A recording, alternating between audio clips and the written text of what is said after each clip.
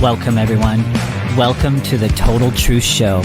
And here on the Total Truth Show, we want to help you break free from the lies and propaganda of the mainstream media, all the disinformation and misinformation. We want to help you blast through all of that. And my name is Ken Kleinberg, coming to you all the way from the USA, San Diego, California.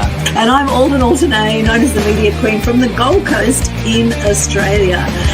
There is a great awakening happening in the world right now, and you're going to want to come along for the ride. A lot of lies are coming to the surface. There's a lot of awakening happening, and as this awakening is happening, people realize they've been deceived for years. They've been lied to for years around all sorts of things. A lot of people have been blind to what has been going on in the world, and now they're starting to see. They're starting to see things in a different light. Through our show, we want to raise global consciousness to quantum critical mass. And we don't want you just to accept the things that we're saying. That goes for our guests as well. We want you to do the research for yourself. Get out there and start questioning things. Start looking things up. Do the research. We want to pave the way for a new awakened world. And we want you to come along for the ride. So with that, let's get started, you guys. Let's dive into today's episode. Once again, welcome.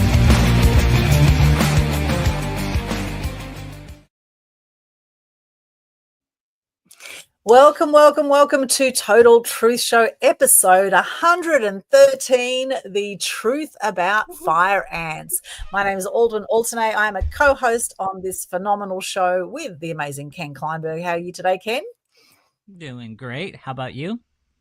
Excellent. I'm very excited about our guest today, who I met a little while ago. I was doing quite a bit of work around what was happening in Australia with the fire ant eradication program. The government has been rolling out a $1.2 billion campaign to kill fire ants. And in fact, what has been happening is a whole lot of damage, not just to organic farming, but actually to other animals. And what is happening is actually making the problem even worse, because the toxic treatment is actually also killing ants, and ants are one of the best things to combat fire ants. And Trevor, who we're going to be chatting with today, actually has a treatment that actually can kill fire ants with hot water, which of course costs nothing, but of course, you know, if you want to know what's going on in the world, follow the money trail. We'll be chatting about that today. But firstly, a little bit here about the amazing Trevor Hold.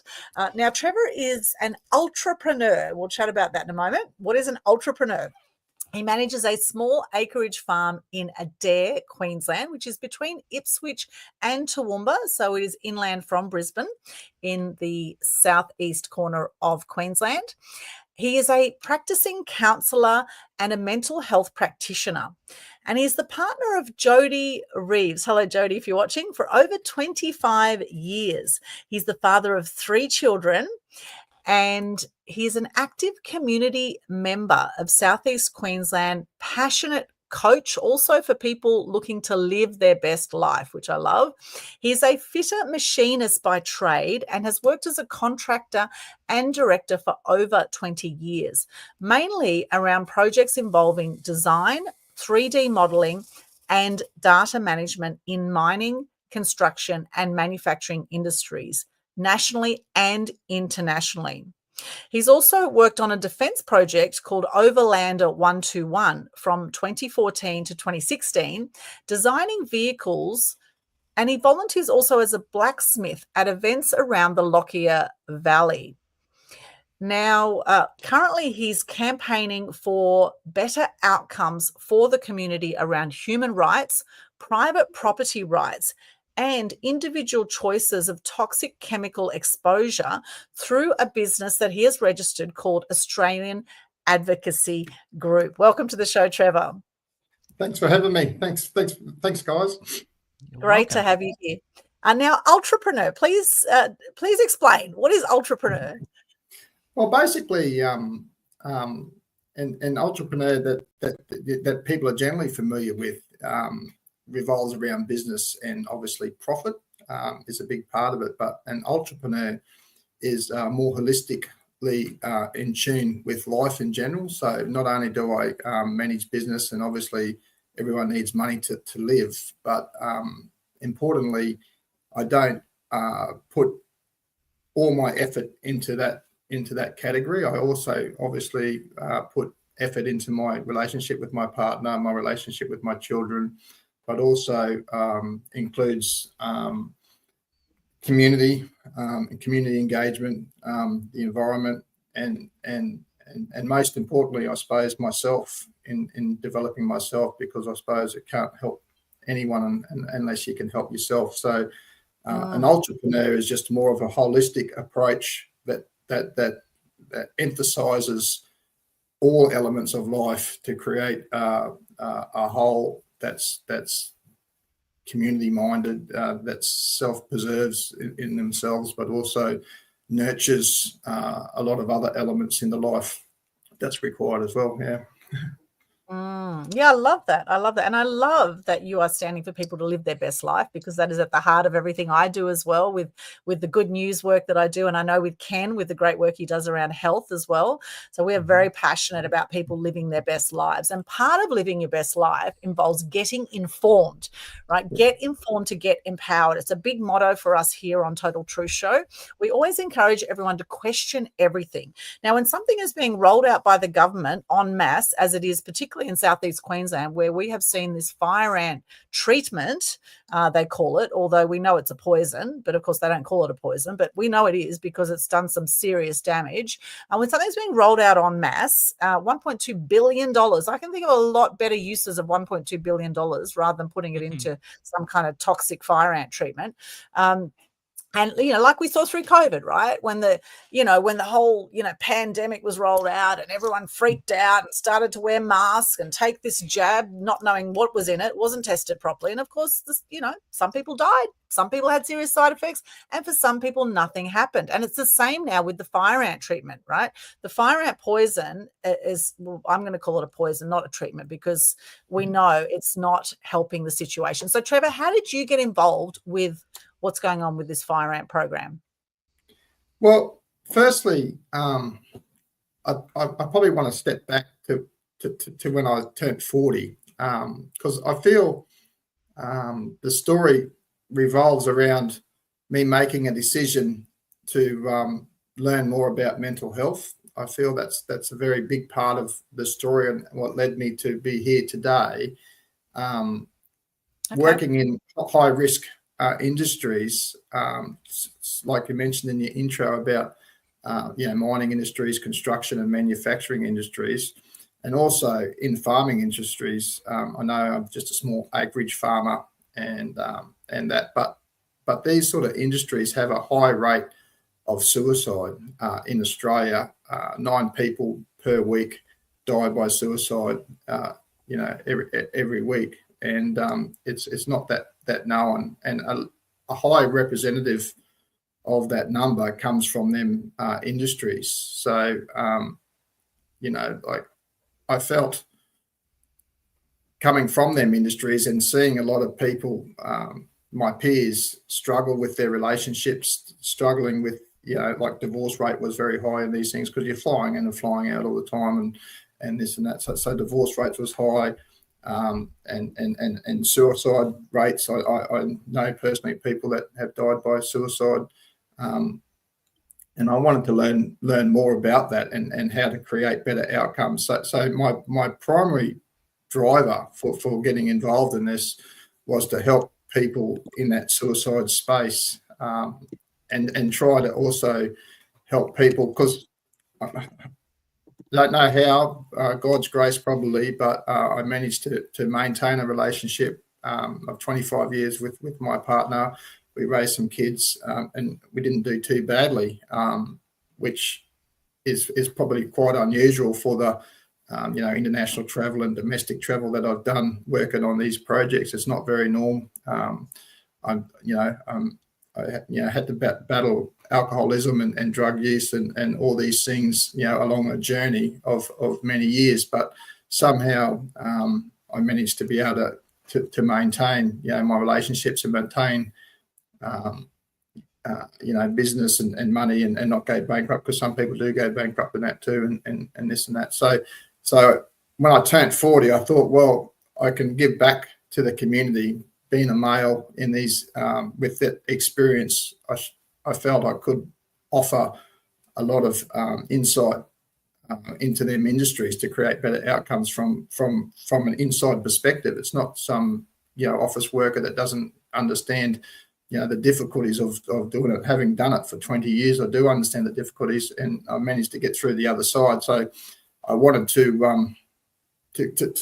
work out ways that I can become more beneficial in proactively helping people through these problems that they were facing. Because as an Australian, I find it horrific that on average 9 people per week die by suicide, and I felt that it was just a taboo subject that no one talked about, and I felt it needed it. And I'm not sure, maybe there's some media prerogatives, I suppose, there, or maybe even mandated that they don't televise it, because you don't see it televised that often unless it's like a high profile case. You might, but they don't really talk about it being died by suicide. So it's something that needed a lot of work, and not many people know about that, because it's not just the 9 people that died by suicide. That's their family, it's their friends, it's the people that go to school. And I personally attempted my own life 3 times before I turned 18. And that was something that I had to deal with from my upbringing and that sort of stuff. So I had a bit of a sense, so be able to battle through that. But also, my son in 5th grade, one of his classmates killed themselves by suicide, died by suicide at such a young age, and a lot of the peers that you see going through that school years with the kids, going to school, were self-harming, which is another thing. And so there was a lot of issues that I wanted to address in that. So the first step is I wasn't sure, because I'm a year 8 dropout. I didn't really go to school. I dropped out at year 8 and took off out west on the farming properties for a few years, and went out droving and this and that. But I ended up doing a trade. To do the trade, I had to do a bridging course first. It's a pre-voc course back then through TAFE, and I ended up getting through my fitter machinist apprenticeship. And post that, I was going to try and do something. So I'd done some bridging courses with the universities for your maths and English or whatever, but I never ended up utilising them back then. But so I wasn't sure how I was going to go with study. So what I did was I just took on a certificate course, a certificate 4 in mental health first, and I just seen how I'd go, because obviously I still got to make money, I still got to do things, and trying to study through that and run the farm and do everything else. I wasn't sure how I was going to go. So I done enrolled in Cert 4 in mental health when I turned 40, because that was my, I suppose, midlife crisis of having to do something with my life, and that was what I chose to do. So it took me 2 years to do that course, and I'm 46 now, so that was 6 years ago.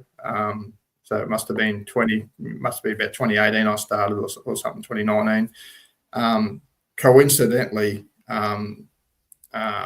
it was 2019 that my property got dragged into this fire ant eradication program. But we'll get back to there. But it took me 2 years to do certificate 4 in mental health. I've done all my work experience on the Gold Coast up near you there, and I've seen through COVID the challenges that border closure made there, where some people were on the other side of the border and their support was on this side of the border. And we're trying to do things like this with these Zoom calls to try and help people through. But there's people that are vulnerable with their life, and living vulnerable people that weren't able to get their support because of some mandated line in the sand.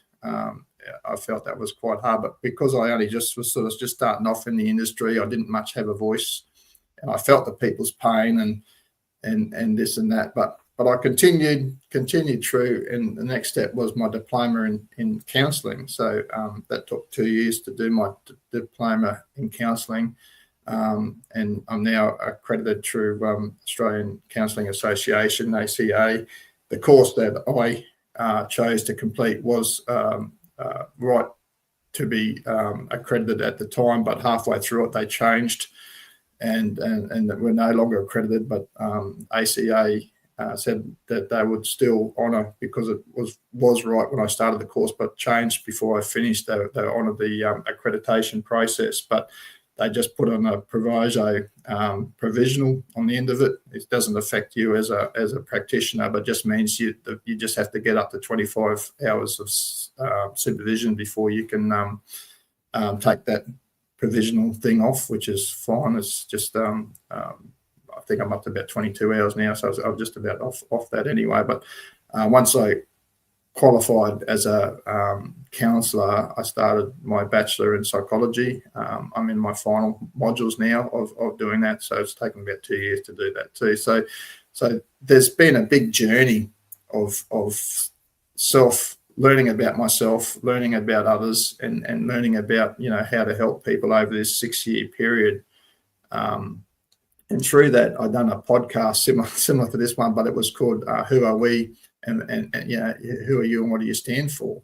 Talking about identity, because early on identity was established as one of the big factors that I wanted to work on, because I feel if people didn't know who they are, they don't know where they belong, then they're lost. And I feel if we can work on that for people, give people a sense of belonging, a sense of purpose, then that might help with the horrible statistics that we see with the suicide rate. So I did, I think there was 52 episodes there where we talked to high performance coaches, high end business people, and this and that, all over the world, religious leaders talking about that. So I felt that all these things that I've done leading up to where I am now has primed me to be able to deal with the extreme stress and pressure associated with this campaign and dealing with this situation. So through this now, it was 2019 when I was exposed to the National Fire Ant Eradication Program. I didn't know anything about fire ants. I didn't even know about the program.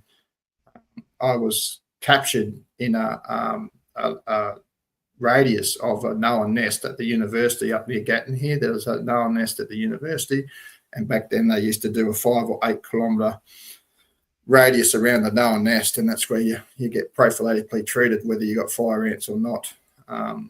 But I didn't know anything about any of that back then. I was just living my life, doing my study, running my farm, and trying to develop industries or business in creating better outcomes for people in the empowerment program. So I sort of set up a business called Amber Resolve, where we're doing walks through bush walks, because I felt talking to people, while you're moving sort of helped as well. So you're sort of having these empowerment discussions while you're actually, walking and getting exercise and getting in touch with nature. So I was sort of doing all that sort of stuff and living my life. So I didn't really know what they were doing at the time, but a couple of times when they were here, when I was here at the start, the helicopters were flying very low over our property, and a horse was spooked. One of my horses was spooked through a barbed wire fence, and one of my cattle was spooked through a barbed wire fence, causing injury. So I was very angry at the time, didn't know nothing. I don't really recall whether I ran up the front and started screaming and yelling at someone at the front, or whether I was on the phone to someone screaming and yelling, "Look, you guys have got to stop this. You're running my animals through the fence," because it was like a war zone here in 2019 with the helicopters. They were, for months and months, they were cruising around here, and they were putting chemicals over my roof, over my dam, everywhere, relentlessly. And I didn't even know about fire. I just assumed there must have been a fire ant found nearby or something. I didn't realise it was like 8 kilometres away at the start. But I just felt, that's the government doing what the government does. They're there to help us, and they're there, doing what they do. And that's how I first got involved and started getting cranky with them the way that they were impacting my animals, more so from a noise and stress thing. Yeah, so that's how I first got encountered by them. Oh my gosh, that is horrible. So your horse and your cow, was it one cow? Yeah, one cow. Yeah, well, they break the fence and then the rest followed. But yeah, the first one that run through them is yeah. They ran through, but so they were obviously that spooked. They ran through the barbed wire fence, and did they end up very damaged? What happened to the? Well, they had injuries. Yeah, there's some scars on one, and that is still there. Thankfully, it wasn't fatal. We didn't have to put any down or anything. But just to give people a bit of an idea, these helicopters are flying at just above tree level. That's the sort of height they're flying, and they're quite noisy. And they're just relentless with what they're doing, and often they might even come even lower and do some maneuvers to do turning and all that sort of stuff too over your property, and that was my biggest gripe at the start. So I said to him, I said, look, you've got to stop this. We can't have these low flying the rotor blades, so the helicopters, low flying aerial activities above my paddocks where my animals are. It says it's causing harm. And they say, okay, right, we'll come with motorbikes next time. So next time they come with so that was after a few times, with the helicopters and that over periods of months. The problem is, I suppose, you just put up with it and you put up with it and you put up with it because you think, they're doing the right thing, and then, it just gets worse and worse and worse and worse and worse. And, and eventually you sort of snap over it, so it sort of did snap. And they said to me, oh, okay, we'll just come with they had like UTVs, all-terrain vehicles or utility terrain vehicles or whatever you want to call them, but they're just like four-wheel drive motorbikes, and they had a spray bar at the back of them. Our property and the properties here in southeast Queensland, you probably remember being in the local, was in severe drought. 2019, 2020, there was a lot of drought years. There's 4 or 5 years of no rain. I think I keep a track of all our rains, and I think there was a lot of years that we didn't have any rain, and our dam was dry at the time. And I remember they were distributing the toxic poisons on my dry dam, on the bed of my dry dam. They were cruising up and down it like a endurance race and hoons, like doing jumps and that on it. They thought it was great fun, and that's when I questioned them about the boat. I said, oh, what is this? What is this stuff? I didn't know anything about it. And, it's safe and effective. Don't worry about it. It's not going to do any harm, and that's the attitude that they had. But they were literally putting this stuff in my dam, in my dry dam, up and down the things. But the problem was these motorbikes caused just as much stress and just as much problems with my animals as the helicopters. They're very noisy things and this and that. I said, look, guys, this isn't good enough. I said, it's not. You're still speaking out my animals, and I took on board what they say. It's safe and effective, and I didn't even think twice about it. I thought, these guys obviously must have to do this, otherwise why would they be doing it? There's never been a fire ant on my property, never been one next door to me or the other side of me, or never been any within QE of me, and never even seen a fire. And before then, and even at this stage here, I didn't even know what they were trying to achieve. Never even heard of fire ants back then, But then they say, okay, we won't bring the no motorbikes on, but next time they come with 20 or 30 people with their handheld things, and they started a big line, and they wore their fluorescent vests that they wear, and the fluorescent things, especially, the bull and the horses, they really didn't like them. They didn't like the noise. They didn't like the noise of the machine. They didn't like a big group of people invading their property, distributing these toxic chemicals, So this happened from 2019, to the last treatment I got was in April 2025 this year. So I've had extensive repeated, excessive distribution of toxic chemicals on this property. So November 2023, we lost our first calf. Never lost a calf in breeding on this property ever before that day. That was the first calf that we've ever lost, the first livestock that ever died on this property. And it was euthanized at approximately 6 weeks old on the 30th of November 2023. It showed it was born 6 weeks or about 6 weeks earlier prior to that, and it slightly declined in cognitive ability and functioning over that 6 weeks period, and to such a point that, and because we've never ever had any problems before, the cows sort of look after themselves. They're fully registered cattle. There's been a lot of work sourcing these cattle and their health issues, and there was a lot of stuff done, to select these cattle. They're not just mongrel cows that you just appear to. We purposely went and bought. These are very expensive cows. Very very long history. Anyway, so we took it.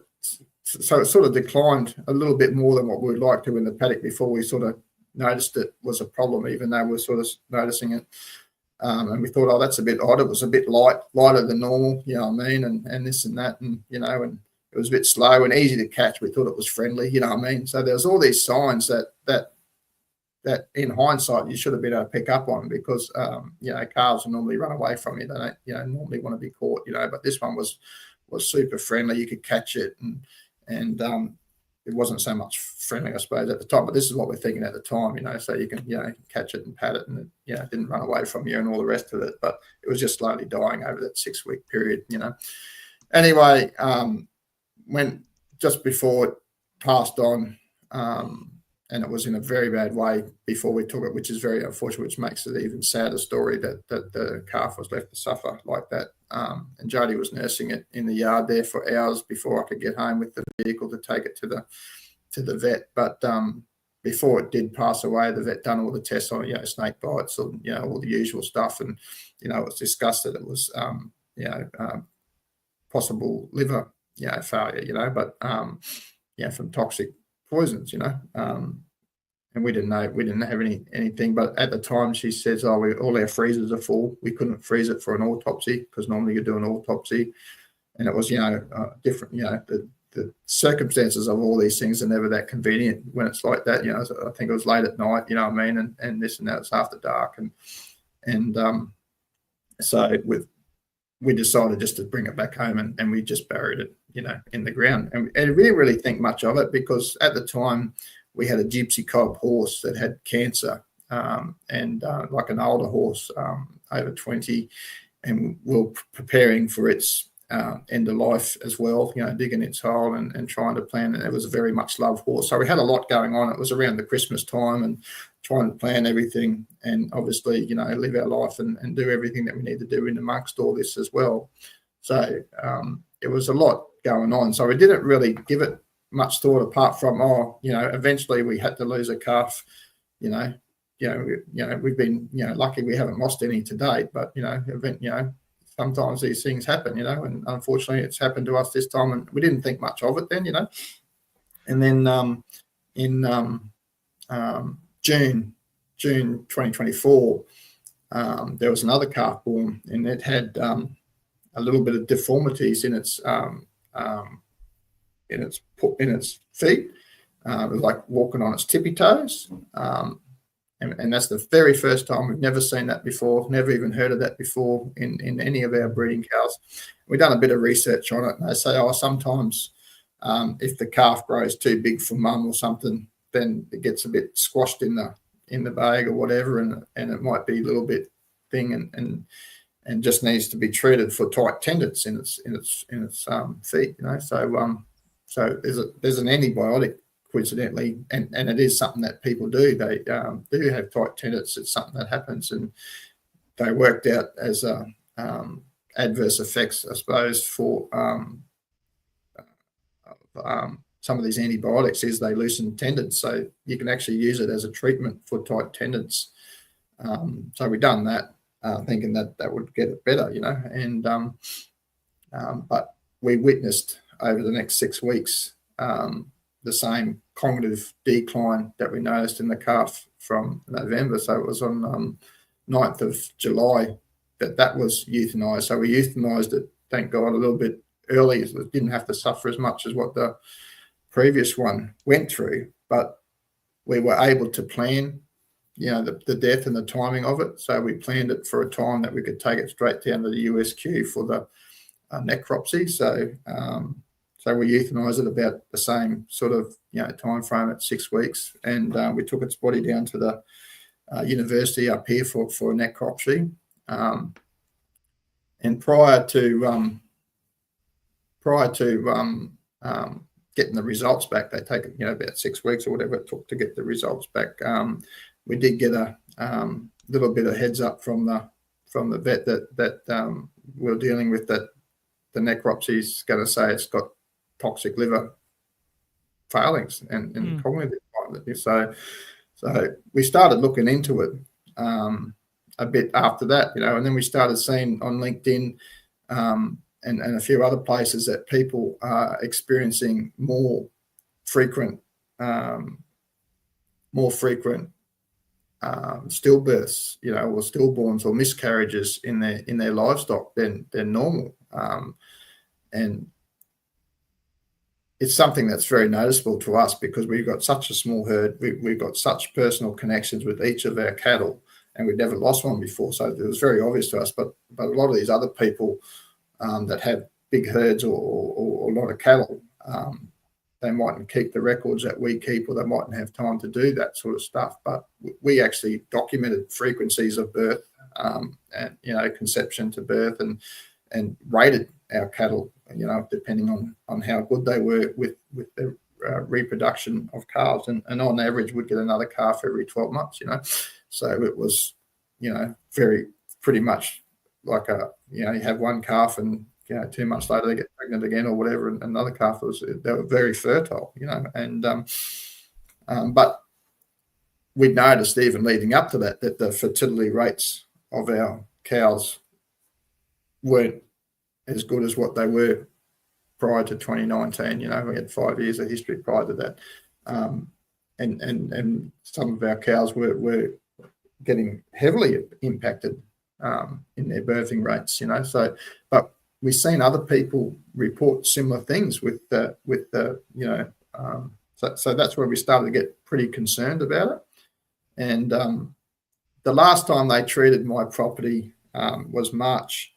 It was in March 2024. So just after the first death of calf and before the second calf death. And they agreed to come to my property with only 4 people, and they would only do the paddocks that weren't occupied by my cattle. So that they'll come and do 2 paddocks of my choosing, and I can make sure there's no cattle or horses there. And then they were going to come back and I can swap the animals around, and then they can do the other paddocks. So I keep away from the waterways when they're doing it. So that was in March 2024. But after I started getting a bit suspicious prior to the release of the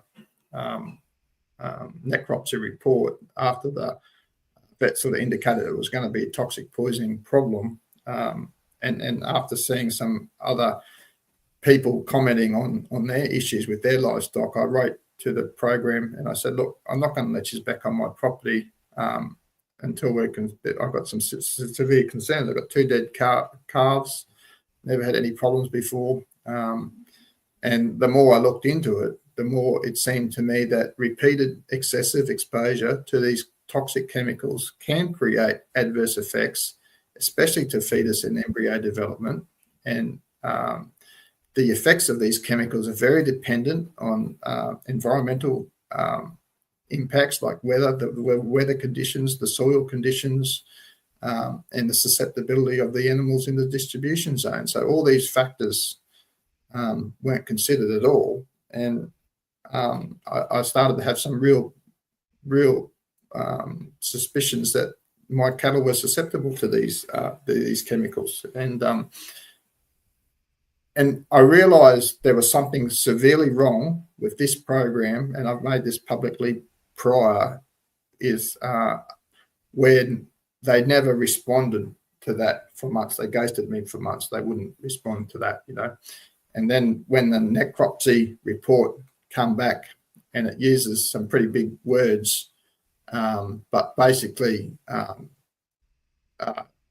toxins build up in the liver, and they make it so the blood can't take the toxins out of the blood anymore, and it affects the brains, and that's why you get a cognitive decline over that period, and that's what happens. The interesting thing, I suppose, is toxins and necropsies, even autopsies, and they talk about this a bit lately on that mushroom case with that lady that was just found guilty of murdering the in-laws with the mushrooms. Is toxins, disappear pretty quickly, and they're hard to identify. And that case was not 100% reliant on the autopsy. They call the people one autopsy results. It involved an investigation as well, like they monitored the phone calls and her routine and this and that. And you got to do an investigation to go in association with the reports, because the reports on themselves can't tell a story. For example, on my necropsy report, it says it could be fireweed or it could be lantana, you know what I mean? And that's what it says in writing, black and white. Some guy in a lab says, well, it could be that. But an investigation, should they chose to conduct one, they could have come to my property and there was no fireweed and there was no lantana. So they could have ruled them things off, straight away as a possible cause, So so it's quite interesting, the lack of I suppose desire to identify if there is a cause relation, because obviously correlation is not cause, you know what I mean? It could be correlated, but it's not cause. It could be coincidences or whatever, but not having a proper investigation, which included eliminating them two possibilities, and maybe even blood works on my cattle or whatever, and checking to see if they are susceptible to these chemicals. The fact that was never done is quite alarming in itself, But yes. That's I got involved in this campaign, because by telling them that they weren't allowed back on my property, and then by further investigation and finding other people that have had difficulties, led me to talk to Sarah Maguire from Sanford, who had a big contamination up there at Sanford in their creeks and waters with their reckless distribution of toxic chemicals, and then you're talking to other peoples and communities on the Gold Coast and other areas of like you say, dogs dying, birds dying, chickens and that sort of stuff, and not laying eggs anymore, and a diverse range of issues that other people are facing led me to become active in this campaign. Well, look, I'm so sorry to hear what has been happening. I mean, this is absolute crimes against humanity by the Australian government, putting our taxpayers' money into poisoning our land and poisoning our animals, all for the sake of treating fire ants that they don't even know. In fact, most places they're putting this crap, there's no fire ants even there. And they actually have been sending this poison out to people's homes. And they say on the brochure, put it on your property, even if there's no fire ants, because they might be under the ground. Like, it's crazy. And the thing is, we've got so much apathy in Australia that most people are going to believe the BS, because of course we've been brought up to trust the government, that they've got our best interests at heart. I mean, look, they said the jab was safe and effective, and how many people did it kill or injure? It definitely wasn't safe and effective. And now they're rolling out with the same safe and effective line. And look at the damage. I mean, you're just one example, Trevor, of all the people that have been dealing with this. Now, if you look on the fire ant eradication website by the government, which is actually fireants.org.au, check it out, because very interesting. They've actually got a map of the areas that they have been treating with this poison, and it goes all the way. They've actually got it all the way up from Mackay down to Goulburn is where they're planning to just keep rolling this out, go wider, and basically cover. Looks like they're going to try and cover the whole of Australia, and this is how they're doing it. So this is what it says on there. on their website in the section under, how they treat your property. So they're using various methods, drones, helicopters, and aeroplanes for properties larger than 5 hectares. And they're saying this is the quickest and most cost-efficient method for larger areas. So they're just blanket putting this everywhere, including onto wetlands, which it's poisonous. Interesting about that statement. My property's 4 hectares, and in the start, they were doing it aerially baiting on my property, over my house, into my tank water, into my dam, over my cattle for many, many months. And it's interesting now that they changed that process, and they try to deny all this sort of stuff and try to do it, but initially, and they may be winding up their irresponsibility, but there's still, this sort of stuff is still happening all the time, even on small acreage properties. It's absolutely disgusting. And then the other way they do it, they do utility terrain vehicles for properties smaller than 5 hectares. And then they've got handheld treatment spreaders for urban properties around buildings and near waterways. It actually says near waterways, but we know it's actually been going in the waterways, because we know people, even like Lynn Sutherland, she swam down at Currumbin Creek, where they just put the poison everywhere, and she was sick, and so was her dog. Her dog was violently sick. And these are just not isolated incidents. These are happening again and again and again. And of course, the mainstream media aren't reporting it. Why aren't they reporting it? Well, who's got some financial interest in the media companies? That's what, we know that there's all sorts of, hidden agendas going on in the background with the media. And the media don't report about suicides as well. And my heart goes out to you, because I've had 4 friends who've suicided as well, back on that point. And I've had depression over the years. And through the whole pandemic, we saw 4 times the suicide rates globally than we normally do. So normally about 1 million people a year worldwide take their own lives. 4 times that we've seen through this. And now with all the fire ant crap on top of that, people are already grieving over the whole pandemic, right? And now they've got the fire ant. And so how many more suicides have there been, and how much more depression over absolutely intoxicating people's land like they have with you? And how do you get this crap out of your land? This is the next thing. So they literally put it all through your dam, all through your property, and the stuff doesn't fully break down, does it? Can you tell us more? How do you get it out of your land? Well, it's an interesting scenario, because there's not a lot of research on the actual chemicals in an Australian-based environment, so we don't really know. And a lot of these things that they're claiming is safe and effective, there's been no real study. There's no published study on it, especially on a scale this big, because, as you said, at the moment, when I started, they talked about 850,000 hectares, and like you said, there's been a lot of outbreakers, outliners they call them, and plus every month distribution area gets bigger, because it's growing. It's not eradicating and getting smaller. So you're probably looking at close to 1 million hectares of treated areas at the moment. But in Queensland alone, it's interesting to note that there's also been 2 other eradication programs for these tramp ants. One's called the yellow crazy ant, and one's called the electric ant.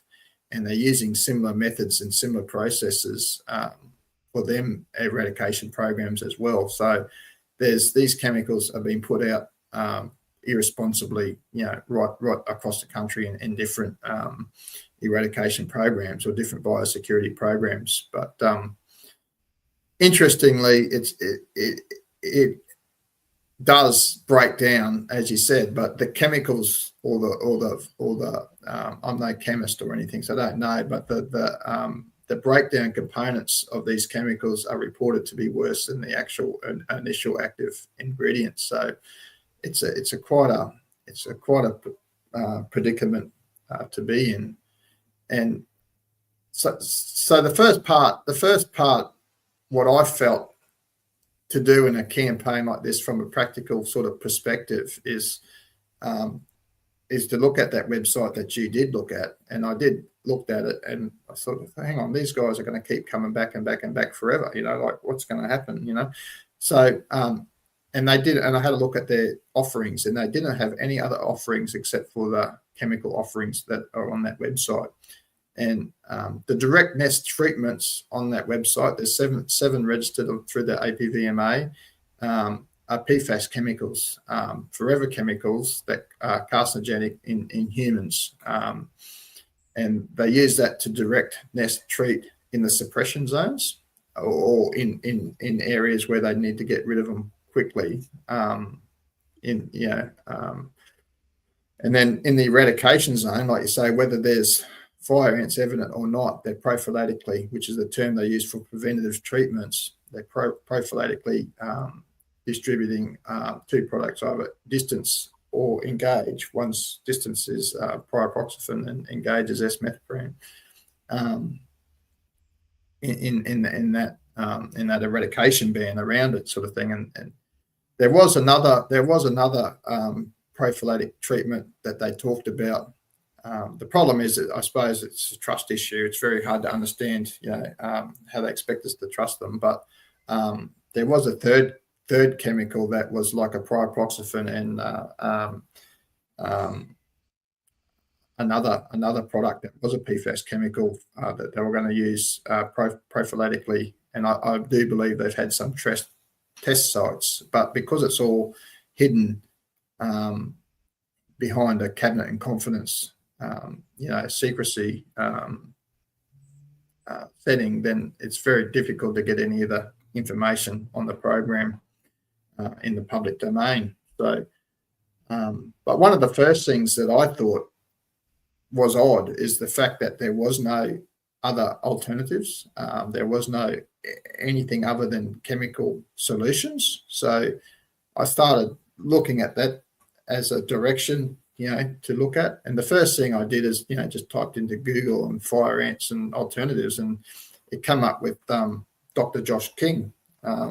He's a professor at the University of Central Florida, and he just got given $100,000 US for some prize for being a great inventor or an initiative in regards to fire ant treatment. And I was reading about what he was doing. So he just had a machine, continuous hot water machine that just run cold water through a furnace, using a pump, and on demand heated water to put down the nest. So it wasn't just the application of hot water; it was the process and the science behind it as well. And he had a lot of research on that and developed. So it's not just the technology side of things, because anyone can boil a kettle or whatever, but it's the way it's applied as well. Anyway, so I thought I'll reach out to Dr. King. I sent him an email, and it was a few months later or whatever. He obviously gets thousands of emails, I suppose, but he did get back to me, apologise for taking so long, and he said, yeah, I've got this thing. I said, well, can you help me build one here in Australia?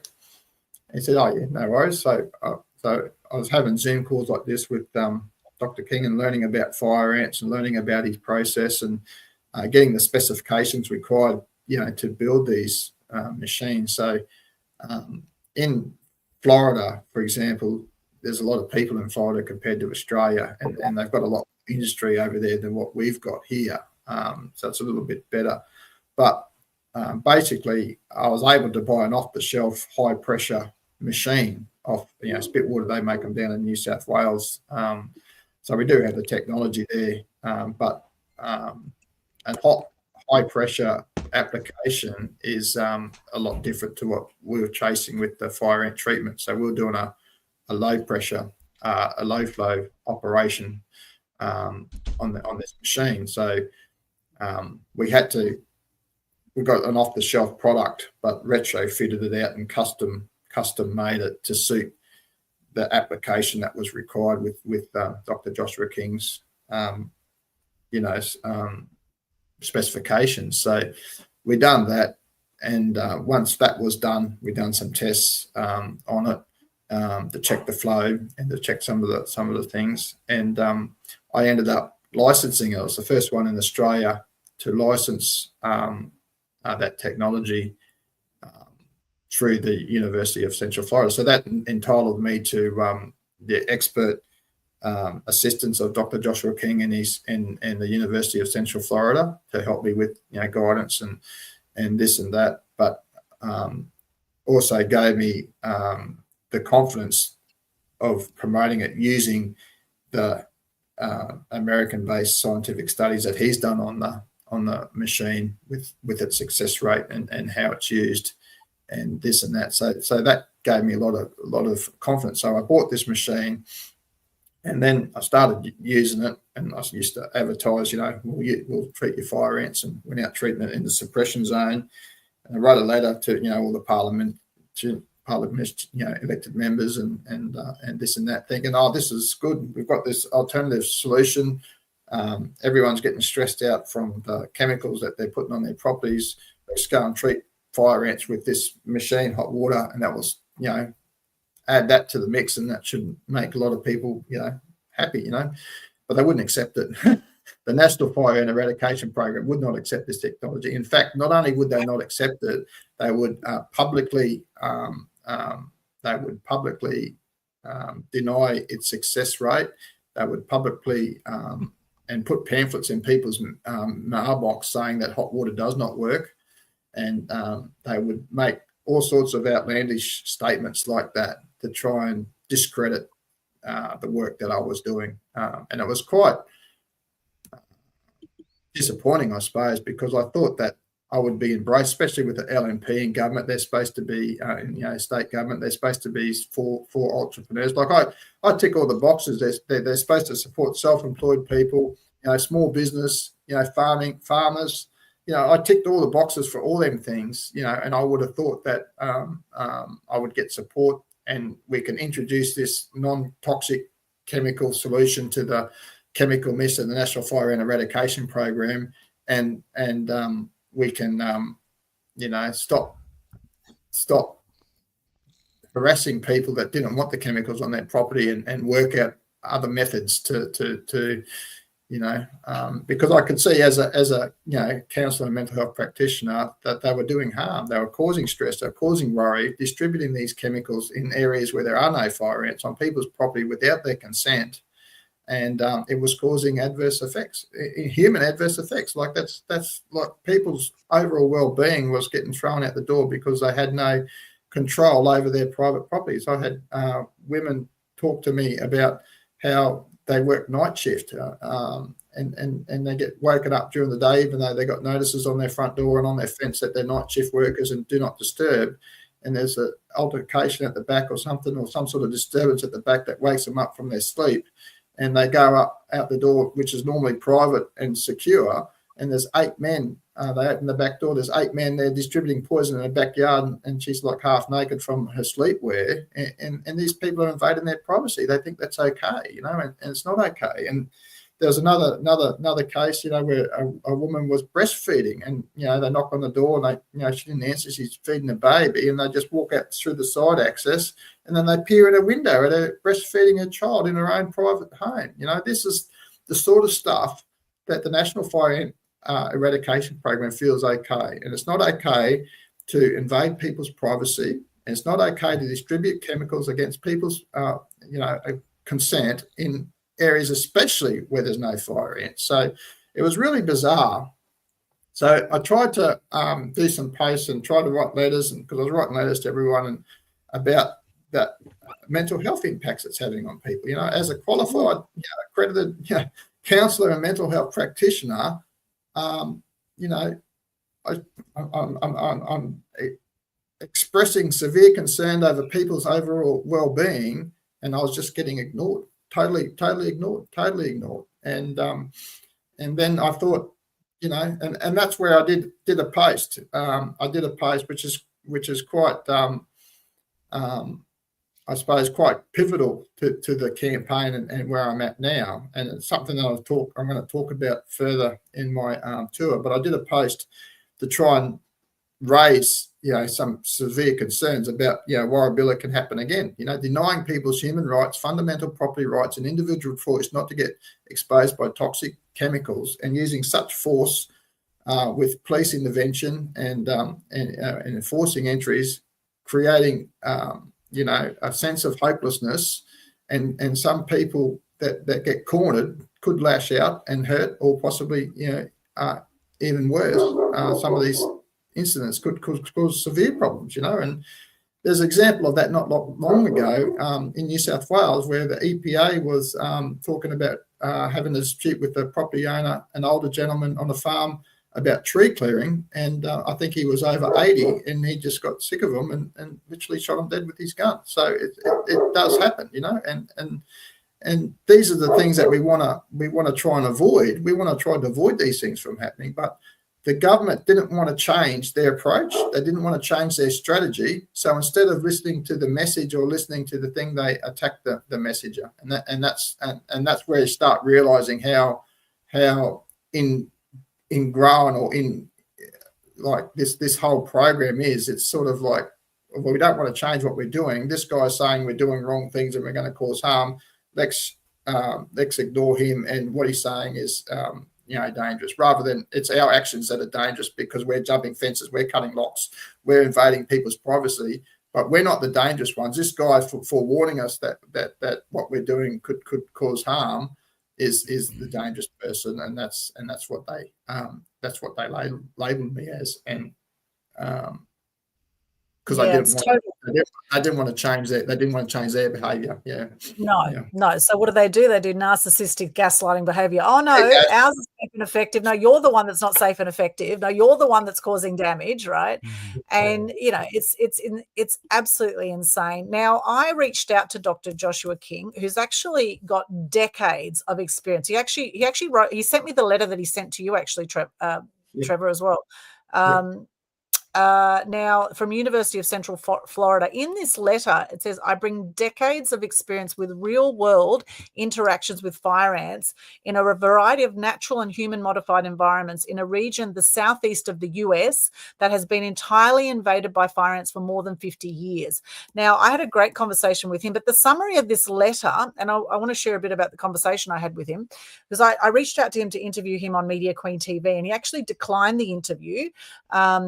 However, he sent me this letter, and he says here, the current approach, he basically says, I strongly disagree with the current prophylactic approach to fire ant management and suggest that alternative approaches like the hot water method to fire ant management be considered. The current approach is not sustainable, it's excessively costly, and ultimately may hasten fire ant spread and establishment. So it's actually going to make the problem worse, right? It says the outcome runs directly counter to the goals of the Australian government's fire ant management program. So basically what they're doing, they're making the problem worse with fire ants because they're killing all ants, and that's, of course, ants are one of the best ways to combat fire ants. And when I spoke to him, he said that basically it's a complete waste of government money. It's not going to help the problem.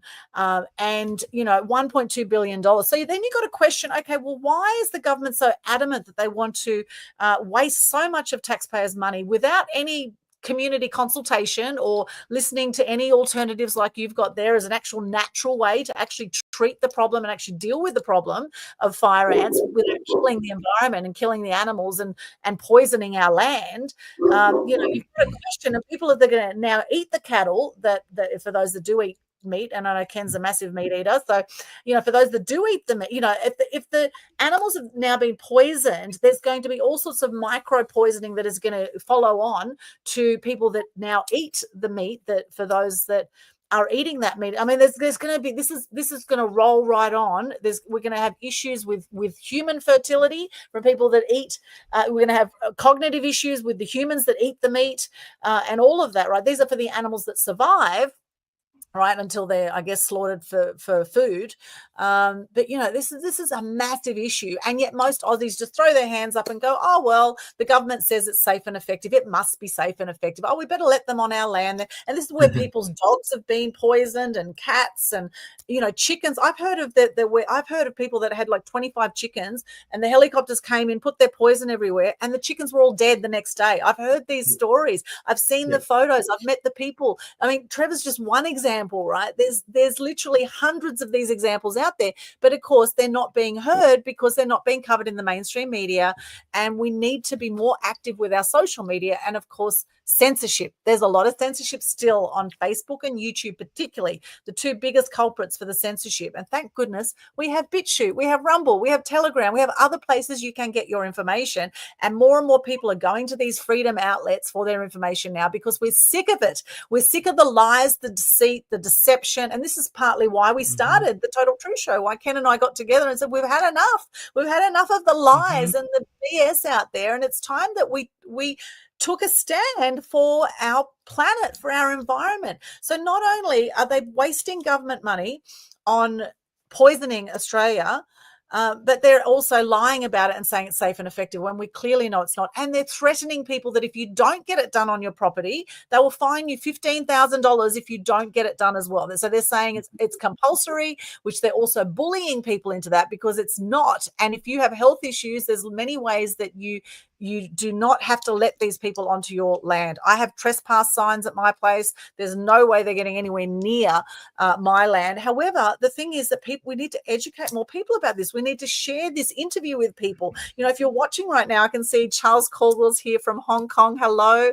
on LinkedIn. For those who are joining us live right now, Facebook, LinkedIn, YouTube, wherever you are, please share the message. Let people know about this because, you know, when I looked at the package they sent to people, and some people have been sent these packages twice in the mail, right? So they're knocking on your door, they're sending the poison in the mail, and they're putting it from helicopters everywhere, right? And it's making the problem worse. And it's, you know, as we know, right? So when I looked at it, it's genetically modified corn. It's basically, it looks like food and it crumbles to like little minute, like it crumbles like you take a bit out and it goes everywhere. Like it's horrible stuff.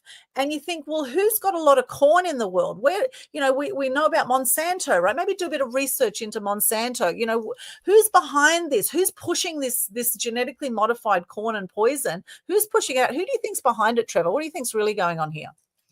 Well, I honestly think, and I've spoken about this to a lot of people, there's a lot of money involved in the distribution of these toxic chemicals. It's very evident because, like you said about not only is what they're doing not going to stop fire ants, but it's going to hasten their spread, you know, as is evidence from Dr. King's statement, but also other concerning things that are going on is the helicopter distribution of these chemicals in areas where it's impossible for fire ants to establish successful colonies. So in these heavily treed areas, these rainforest areas where there's no sun getting into these trees, you know, fire ants can't thrive there, you know, they can't succeed. They're a thermal insect, you know, so generally they maintain their brood at about 30 degrees. So there's constantly moving up and down their chambers in their nest to regulate the temperature from the sun. The sun hits their mound. That's why they build a mound. It's like a solar panel. And they're trying to at an optimal temperature of 30 degrees. So they can range from about 24 degrees to 35 degrees, I think it says in the textbook. But they're ideally moving their brood up and down to maintain that temperature of 30 degrees. So these heavily treed areas aren't giving them an opportunity to do that. So their colony will fail. So the distribution of toxic chemicals in them areas is not only wasteful, but generally, and it doesn't matter where you dump them in reality, but generally they're the most you know, eco diverse areas, aren't they? Them heavily treed rainforest areas, and there's a lot of creek areas or runoffs that go into the waterways from them, because obviously they run off the mountain and go somewhere. And and the biggest issue is when you say safe and effective as well. These plant life have openings and that where the bait can sit in the plant, and if it falls into a flower, for example, that a bee comes along and it's sitting in a flower, then you know, and then the oil or the chemicals sort of gets into the pollen, then they can take it back and kill their hives. You know, there's all these scenarios that I'm talking to beekeepers, I'm talking to people like you say that have on the ground similar to you. You know, talk to all these people that have lost, you know, whole hives of bees. I think some person said 12 or even more hives they lost. You know, so and talking to the big commercial bee farmers here, and I have here in southeast Queensland, they're saying that this stuff can kill their bees, and the National Fire Ant Eradication says it doesn't harm bees, but in addition, there's also some burrowing bees, and different native species of bees. There's so many things here, but this stuff can kill any insect. It's not just going to kill ants, the native ants. In fact, it's actually specifically formulated for 5 native species of ants with their attractiveness. But any insect that comes in contact with it could be killed. And like you say, there's also bioaccumulation, and then there's biomagnification. So it accumulates in an insect, and even if it doesn't kill that insect, then a fish might eat that insect or something, and then it bioaccumulates in them, and it gets bigger and bigger, as it goes up the food chain. So there's all these things, and the fact that there's no Australian-based study on this is just unknown, and it's just reckless, in my opinion, that they continue down this track. But the most concerning thing is it doesn't matter where this stuff lands, it's going to end up in a waterway if it rains. Land like my property, which is high in urea and manure because it's got a lot of livestock on such a small acreage, is different to someone else's land that doesn't have any livestock on it. So these chemicals could stay on top of my soil for up to 42 days, it says some research, and if it rains in there and washes into the dam, it's in the waterways, and even their own paperwork says it's severe, extreme to severe, effects in aquatic life with long-lasting effects, and these are the type of things that we're looking at. Like the National Fire Ant Eradication Program deny the use of PFAS chemicals, where then direct nest treatments are PFAS chemicals. Fipronil, indoxacarb, they're all PFAS chemicals, and there's actually, like I said, 7 of them on the APVMA registered permits for them. So they deny that. They deny the non-target species adverse effects, which we know is not true. So, and even more concerning is, I don't know if you realise, I know you probably didn't get involved in the campaign last few months, but there was a cyclone, Alfred, was it? Alfred cyclone come through just before. Yes. Their KPIs, key performance indicators, are about the tonnage of poisons distributed and the number of properties treated. They're their KPIs. So it's not really about how much they are having an impact on the distribution of fire ants, because they're not minimising. It's growing every month. You can see it. I've got a subscription to their emails when every month they're adding suburbs or partly suburbs or increasing it somewhere. Anyway, so during the cyclone, they were unable to distribute so much toxic chemicals and treat so many properties. And they have a gate review coming up in December this year, and they must have fell behind. But for the first time in the history of the program, 24 years, they decided to treat in the winter months. Fire ants don't forage in temperatures under 22 degrees. And the winter months here are, I think, on average 9 to 19 or something degrees. So it's quite substantially under them.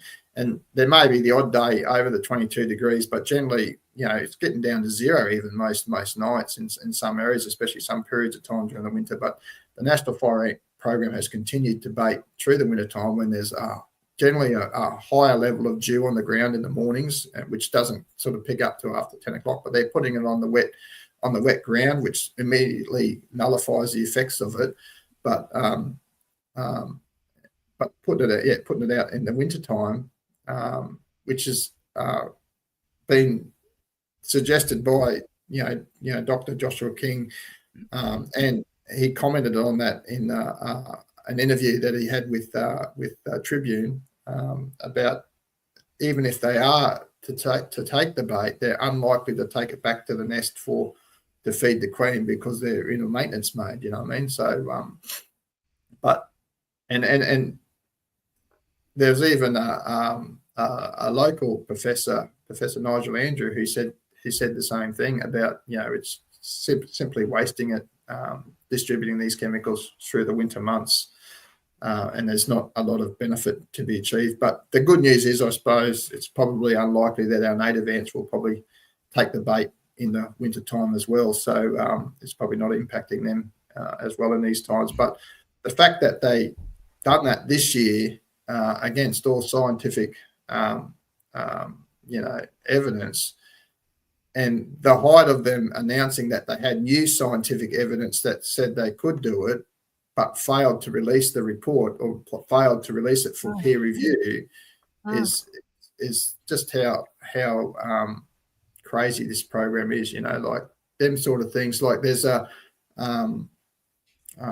precautionary approach to life when it comes to the environment. It's actually in the Environmental Act. You've got to act proportionately, and cautiously as well. And fading in the wintertime where it's unlikely to have an impact on fire ant colonies is just irresponsible at best. Irresponsible at best. Oh, it's absolute insanity. It is crazy. And, last year, Lynn Sutherland, amazing documentary filmmaker, and myself put together an event. And it was October 20, actually, at Currumbin RSL.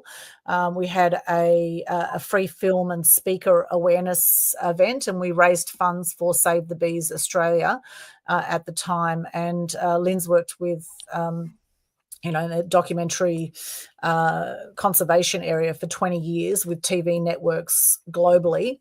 And this was also it was our actually 17th annual Animal Action event that we've run as well. So we teamed up to do that event because we were so concerned about the eradication of bees from this. And of course, what happens if we lose the bees, we lose the pollinators, we're losing our food source.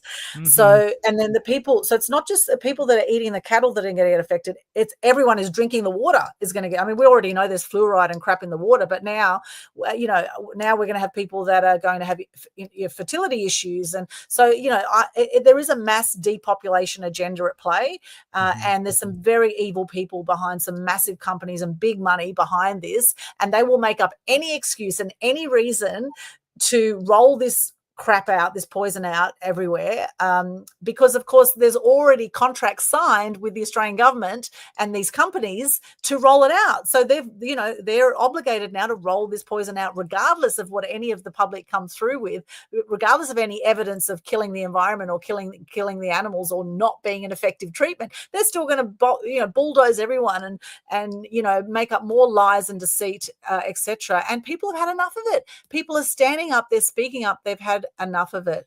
Now, we had some amazing speakers that attended. You can see the press release on my website, aaexpos.com. You can see it's in my links. You can see all of that, see the whole press release about who was involved there. And a lot of people have done some amazing work. There's a whole lot of fire ant groups as well on Facebook. There's different fire ant education groups out there where you'll see a whole lot more evidence of what we're talking about. Don't just take our word for it, right? Go out and do your own research. Get your trespass signs up. Say no. You can say no, okay? And as far as I know, they haven't fined anyone $15,000. It's just more bullying. And if more and more people stood up and said no, what are they going to fine the whole Australian public? There's a lot more of us than there are government employees. So, Ken, we haven't heard from you at all so far around this. So let's go over to you because I know you know a lot about the health side and what's going on in America, etc. So, oh, he's just topped off. Okay, well, hopefully he'll be back in a minute. Oh, he must have pressed the wrong button there. Okay, well, Ken will be back with us, I'm sure, very soon.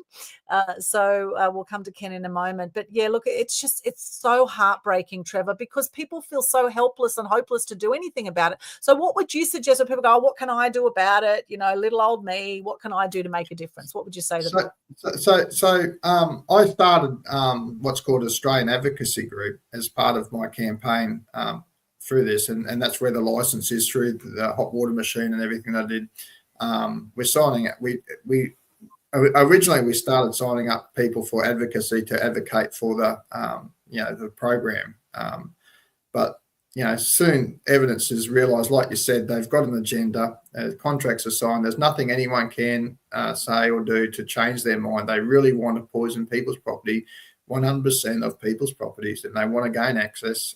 And as an evidence on what happened at my place on April 16th earlier this year, where they forced entry with police, caused injury to my hand, and killed another couple of calves of mine. So, and these are the things, I suppose. I just started a truth tour now where I'm going to talk about all this and the extremeness of it, because there's senior public officials that are making false and misleading information stories. There's local members of Parliament that are making false and misleading statements and emailing people, and there's even local councillors that are going out of their way to try and discredit me and saying stuff to my clients about me that aren't true. There's ingrained problems, I suppose, with that. But the first thing I try and do is if you get given a notice, appeal it. There's an appeal process, which they don't want you to know about. They don't tell you about the appeal process, but there is an appeal process. I put the links on my AAG website, so we can do that. There's also, I believe in a proactive approach where you try to communicate with them and just try to say no, because at the end of the day, the more people that say no, the more it costs them, because then they have to come back and they have to give you the first notice, the second notice, and the third notice. You appeal them all and they take longer and it takes time and resources off them. But eventually, if you keep saying no, then they bring the cops around, the police, and they try to force you. But even when the police come, you can present your reasonable excuse and say, look, no, they weren't going to enable me to do that. They couldn't, because if I did that, then that would empower people. So they're really brutal at my place when they did it. But generally, if you're just, everyday Joe Blow, just, speaking out, you can just keep saying no. And even if you don't have to go to the extreme that I did and obstruct them, but you don't have to help them. You don't have to open your gate. You don't have to take your lock off. Make them jump your fence. Make them cut your lock. Make them be the extreme monsters that they are. And that's what I'm encouraging everyone to do. Make them bring the police. Make them do everything that they need to do to try and demonstrate that they have the power, and make it hard for them. And the more people that do that, the less likely they're going to keep getting funded. Exactly. You always have a choice to say no. We'll come to you in just a second, but just wrapping up on this point here. People need to individually be held to account about this. Now, the interesting thing, when Lynn Sutherland and I went on Channel 9 News, we were on Channel 9 Gold Coast News about our event, about what was going on in the area, about how Lynn personally was poisoned by swimming in Currumbin Creek with her, and her dog was throwing up. Like, this is, so many stories like this out there. Interestingly, that the only comment that came back after we said all of our bit about what was really going on with the fire ant treatment, fire ant poisoning, what's really the real damage that's happening. What the only comment they said it's safe and effective, and they didn't put anyone's name on the statement. They just put fire ant eradication program. There was no person. So I suggest take photos, take videos of any of these people coming anywhere near your property, get people's names, get the full details, and hold them personally responsible for poisoning. And that's the point I just want to touch on too. That point that you made then, where he says that there's statements in the newspaper to that effect. There's statements on the TV, like you said, where they don't have any qualifications. They just say this stuff is safe and effective. Now that's breaching the actual Pesticide Act and is unlawful. Them statements can actually get you a civil penalty of I think it works out to about $8,000. And they're not enforcing it, though. They're encouraging people to use that. But it is only safe and effective if used. It should have a qualification if used, to the permit and to the APVMA permit or to the manufacturer's safety data sheet. You know what I mean? So by not having a qualification in there, like for example, Roundup is safe and effective. You can't say that. It's only safe and effective if it's used responsibly in an appropriate way on a targeted area. You can't just throw the stuff or drink the stuff, in a cup. And you get politicians, I'll name one here on the show, like Jim McDonald says he'll eat 10 ton of the stuff, but words are cheap. I haven't seen him eat 1 cup of it. You know what I mean? So it's easy to throw these throwaway statements away. But actions is more to words, and it's actually unlawful for them to say that without a qualification. And our regulatory departments are not prosecuting, and a big one of that is the Invasive Species Council. They constantly do that without the qualification, And I put in the complaint with the regulatory authority, and they're not doing anything about it. And to me, that's wrong. And it clearly says that they must have a qualification with any statement like that. You can't say anything safe and effective that's regulated through the APVMA without a qualification. And they do it all the time. And as you just said, that's what they do. And it's so easy for them to make these throwaway comments like, oh, you're a conspiracy theorist, right? Which they actually created the term. The CIA created the term conspiracy theory in the 1950s to knock anyone who spoke against the government. And most deaths worldwide have been by democide, have been by government hand, have created the most deaths in the world. And yet we pay these people to represent us. It's total BS. So Ken, now welcome back, Ken. I went to scroll to my other desktop page, and instead it registered as the back button, and so it kicked me off, and that was fun. So anyhow, welcome back. So here's what I kind of also want to share to all of this. So the pesticide practices of the industry and everything else, they are it is tremendously horrible. That's not even the word that I want to use, but I'm gonna share a couple things here. So first of all, yeah, seriously, you have the GMO corn crops and soy crops that are all genetically modified. They're all genetically modified to be highly resistant to the pesticides and everything.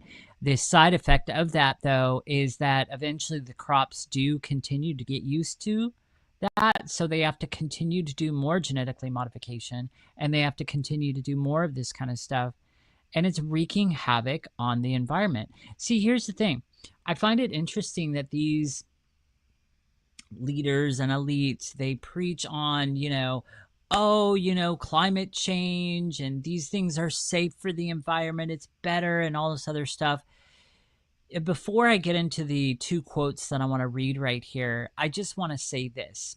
Look, when it comes to climate change and the environment and the so-called environment declining, here's something to think about. The same people who are telling you all this stuff, oh, cows are bad for the environment, this is bad for the environment, blah, blah, blah. The same people are the same people that are flying their private jets everywhere with their jet fuel exhaust spewing in the air. These are also the same people that, these are also the people that claim, the coastlines, they're going to, these particular places, they're going to be gone, they're going to be underwater. They've been preaching this message to us for years about the ocean rising and all this other stuff. Yet the ocean is still at the same level that it's always been. And these are also the same people that have been telling us this. They're also the same people that are buying up luxurious beachfront homes on the same coasts that are supposed to be rising. Does any of that make sense? All right, then, so you add in, let's kind of like talk about kind of like an off topic here just for a minute, but it's actually on topic because it has to do with all of this. The off topic of the Beyond Meats, so the fake meat industry. And oh yes, this is definitely connected to what we're talking about here.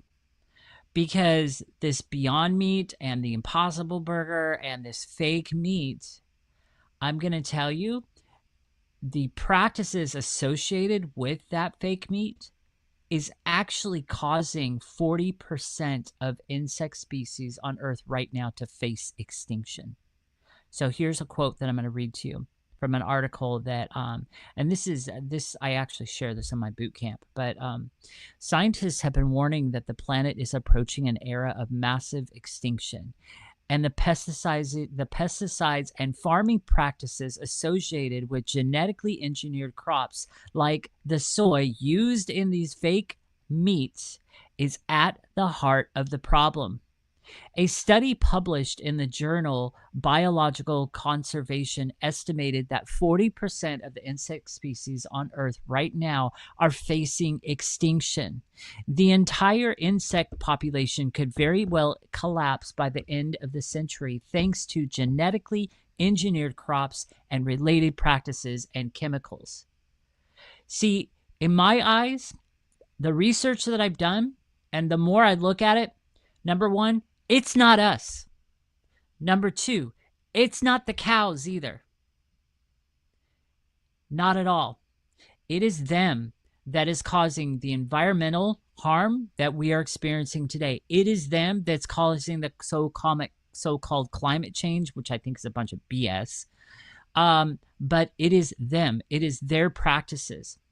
I also recently ran across a book that was written in 2007, and I find it very interesting that I can't buy the book on Amazon anymore. I had to buy it used because Amazon won't sell it anymore. And it's called Seeds of Destruction. And it talks about how they have literally industrialized these genetically modified seeds. They've actually developed seeds that self-destruct to make the farmers go and buy new seeds every year. Interesting, isn't it? Now, here's the last quote that I'll read to you. Let me find it here. Here it is. Fake meats also typically contain the absolute worst types of fats possible, namely polyunsaturated fatty acids, and are high in linoleic acid and or monounsaturated fats, oleic acid. An example here, a half pound of serving of organic grass-fed meat will provide less than half a gram of linoleic acid. Compare this to a serving of Impossible Burger or Impossible meat, which will have 10 to 20 times the amount of linoleic acid. So fake meat can only add to the catastrophic metabolic degeneration of your health caused by processed and ultra-processed foods. Now, see, the thing of it is minus the fact that this industry literally claims that these burgers are vegetarian, right? I'm going to tell you there is no vegetables in these burgers. They are not made from vegetables. They're made from corn, soy, legumes, and wheat gluten, all of which are from genetically modified crops heavily sprayed with glyphosate known as Roundup. So you add all of this into the picture of what's being talked about here, and the massive blankets of pesticides and this whatever corn substance that's in this bag. It's only going to add to the catastrophic effects of what's already going on because of these people and their practices and the genetically modified stuff. So in my eyes, I think they are purposely trying to kill people. And absolutely, there is a depopulation agenda. They've got stuff written out there that says that their goal is to eventually get the population down to 500 million. And so it is 100% true. And the thing of it is this is only adding to that practice. But anyhow, so I know kind of like a weird angle that I took on that, but you know, it's not just in the fake meats. They're spraying this on your fruit. They're spraying this on, you know, and then as Trevor also alluded to, how much of this is going into our meats? How much of this is going into like stuff that, you know, people consume? And so, and now I think more so than ever for meat eaters like myself, it's important to ask the question, what were the cows being fed? Because, you know, it's not about not eating meat. It's about knowing the quality and what the cows are being fed now. That wasn't such an issue many years ago. There wasn't a question on what the cows were being fed or anything like that. Now the cows are being fed these genetically modified corns and soy and all this other stuff. And it's all been genetically modified and sprayed with glyphosate. So there is definitely a serious threat when it comes to this pesticide stuff. Yes, and of course, in killing the bees, it's going to kill the food supplies as well. So that's all part of the whole depopulation agenda. Look up Agenda 21. Now, Google's not going to give you the exact accurate answers here. Now, Agenda 21 that was a plan of action adopted by 178 countries at the 1992 United Nations Conference on Environment and Development, which was also known as the Earth Summit in Rio de Janeiro. Look up Agenda 21 and look up alternative truth media platforms on Agenda 21, because now when you Google Agenda 21, it says it's about sustainable development, right? That's what it says, right? And this is all smoke and mirrors. Now, conspiracy theories are, might be conspiracy now, but the minute you do research, you realize, well, actually, all the conspiracies are coming true, actually. So do your research and you'll see that a lot of these far out ideas. I mean, it is hard to believe some of this stuff, right? It is really hard to believe because we have been so conditioned to trust authority, to trust government, to trust our elders. And the trust has gone out the window because again and again and again, we have been lied to. And, just look at what happened with the apparent bird flu, right? Over 1.3 million birds in Victoria, including chickens, were killed across 8 properties due to a bird flu outbreak. And this is since 2020, right? That's just that is reported there. So, millions of birds being killed, which of course is killing the food supply, right? So the food supply is being attacked by the poison over now. You can't say organic. It's not organic food anymore once you've got the fire ant poison all over your organic crops, right? Can't say it's organic anymore. So it's affecting not just the existing food supply, which is, of course, meat for those that eat meat, and the vegetables, right? It's not only killing all of that, also the water supplies. And so we know that, this is about control. This is not about your safety or your health. This is about control. It is about, I believe it's about the New World Order, and it's about complete control over your finances, your food, over everything. Look at all the facial monitoring, the 5G towers that went up during lockdown, all this facial monitoring, there's so much going on.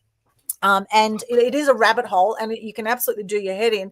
But just, the thing is not to stress about all of it, but just take some action to empower yourself and empower your lives, and to come together as a community, to gather together to say enough is enough. If we all just do nothing, nothing is going to change, right? So we need to take some positive action moving forward. Here's something else that I want to share. So this is one of the, been doing some research on these seeds of destruction and genetically modified stuff. I had somebody come through my world a few months ago that actually asked the question, what kind of people are we creating out of these genetically modified things? And does this have anything to do with mind control? And I can say it absolutely does. But through some of my research and diving into like a different angle of all this genetically modified stuff and pesticide spraying and stuff like that, and the different angle pretty much is what's being created out of all this, So I actually found a website that's giving particular SERPs from that book that I did get. So I'm going to tell you something. Anytime I see a book that's being banned or it's hard to find, makes me work even harder to find it. I don't even care what it's about. I just want to know what's in it. So, that was kind of like the case with this book, Seeds of Destruction. I found it on an article and I went to go find it, found out Amazon's not selling it, but they did have somebody that was selling it used. So I didn't even hesitate. I didn't even look at the price. I just went click buy. I don't care. But on page 258, of this, this website has some SERPs from that book. And on page 258, it states this. So speaking of what they call Terminator genetically modified like seeds. So they're calling this stuff Terminator corn, soybeans, or cotton seeds have been genetically modified to, as I said before and alluded to before, commit suicide after one harvest season. The built-in gene produced a toxin just before the seed ripened, whereby in every seed the plant in embryo would self-destruct. The Terminator seeds would automatically prevent farmers from saving and reusing the seed for the next harvest. The technology was a beautiful means of enforcing, Monsanto, or other genetically modified patent rights and fees, especially in developing economies where patent rights were little respected. A second closely related technology, which held priority R&D funding by the gene mutationals in the late 1990s, was T-GERT seeds, the second generation of Terminator. T-GERTs, or trade genetic use restriction technologies, were nicknamed Trader as a reference to the plant trait features of the genetically technology used. Trader technologies relied on controlling not only the plant's fertility. Interesting. So now they're trying to control plants so they don't reproduce, but also its genetic characteristics. Wow. Right? Yeah, mind-blowing. There's Trevor. a lot more going on behind this than what has been even talked about today. In here, there's a lot more going on. And learning about these technology seeds is mind-blowing, to say the least. Wow. What are your thoughts, Trevor? Yeah, so obviously there is a lot of minefields going through, all these other issues that that could relate to it. My focus is on fire ants and on the actual treatment of fire ants, and I started a truth tour myself, talking about the issues that I face. Like I said, there's a fair bit going on in regards to department heads, elected members and council members, and attacks on me personally, and also other things that are going on where people are contacting some associates of mine about false and misleading information about me as well. So there's a lot of stuff going on there. I think this whole hot water system, because that was exposed, has been a lie. The National Fire Ant have been exposed lying about that. So I'm going to talk a bit about that on my tour. But I'm also going to talk about two other calves that have died. They've died stillbirth since the treatment on the 16th of April. So I'm going to talk about that, and focus on the fire ants and the science behind the fire ant treatment. Obviously, a lot of people do get a bit global, I suppose, in pointing this to other issues, but focusing on the fire ants and on the actual program and the science on this is where I'm at. And I feel that, I think you said it, Aldwyn, when you says about, the contracts have already been signed, the money's already been spent basically, and they don't really want to stop it based on that. And I feel money is a big enough, without looking at any other conspiracy theories, money is enough of an incentive for these guys to put their head in the sand and to do whatever they can to continue their poisoning agenda. Yeah. Yes. And the other thing that I wanted to preface too is one of the reasons why I mentioned everything that I mentioned is because it's all connected to the same thing. That's why. Yeah. And I think that led on from Aldwyn when she said the GMO corn grit that they use, and that's where that's related to that sort of thing on where all that comes from. But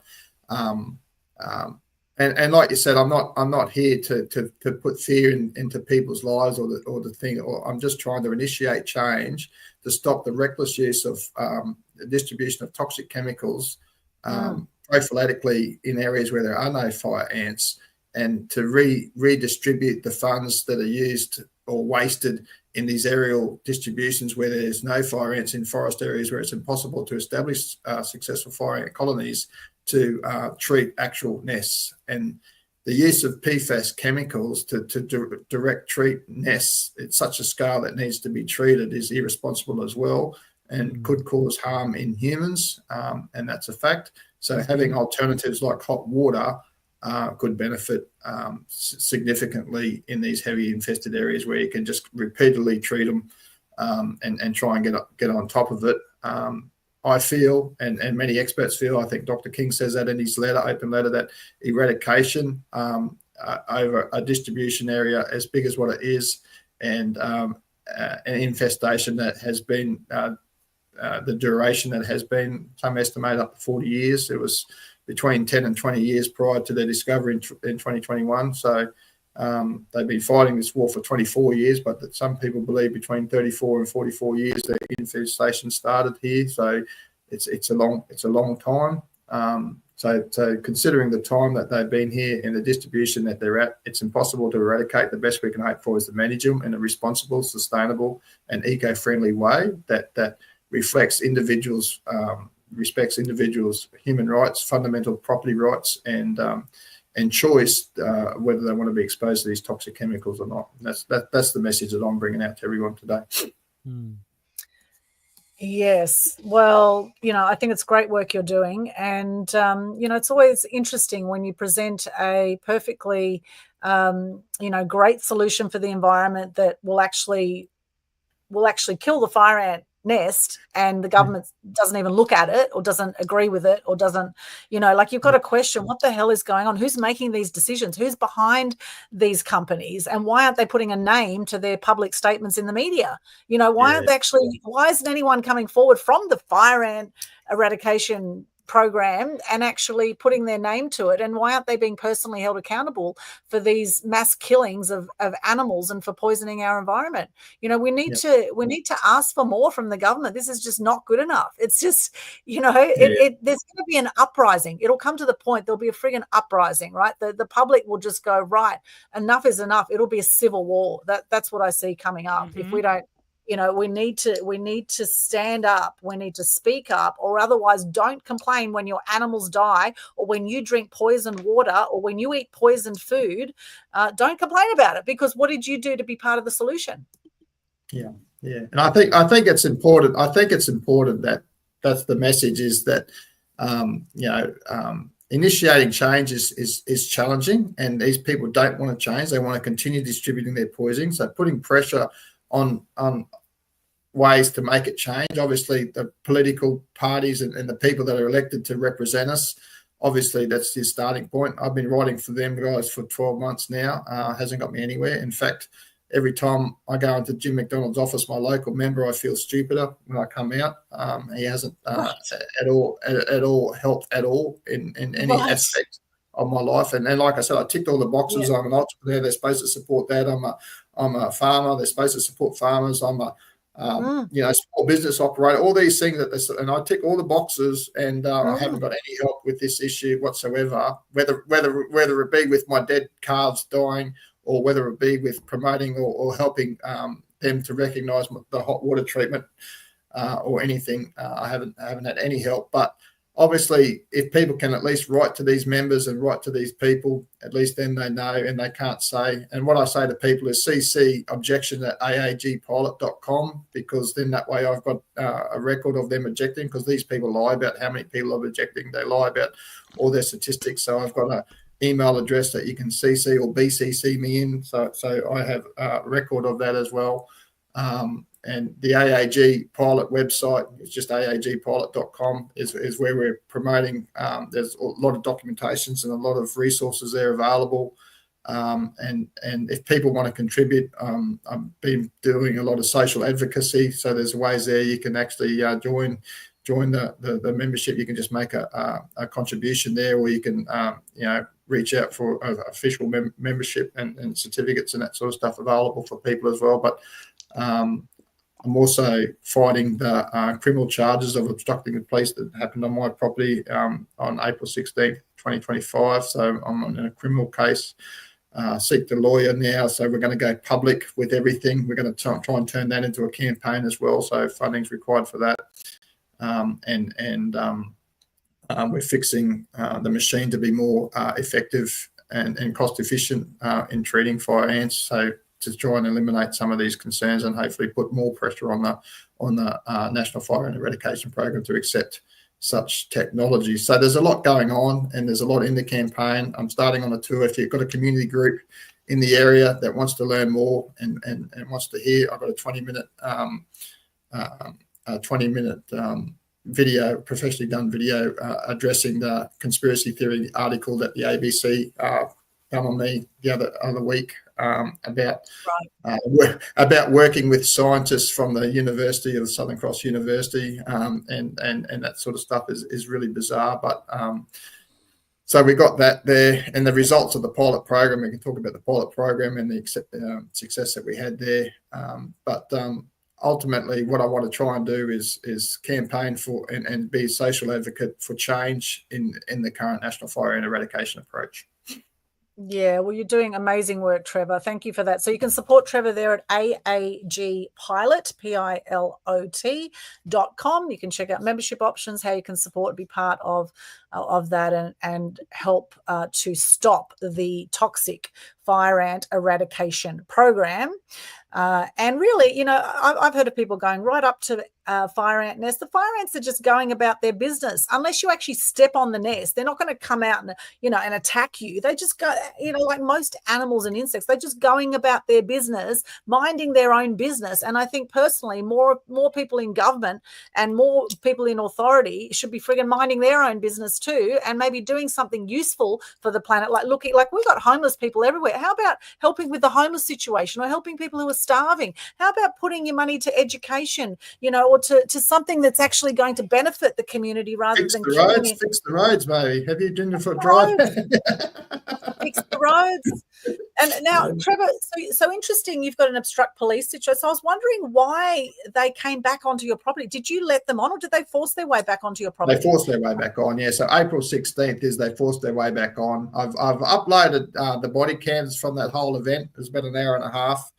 And that's where it come from. So that was the prior one before that was a March one where I said, where they come with 4 people and they've done where my cattle went. This time they come with another 20 people or whatever, and they done wherever they wanted to do. I've made it all public. Everything's public, 100% transparent on the site. And it's quite scary to watch, and probably a trigger warning for some people, but I felt that this has happened to about 2,000 people as well.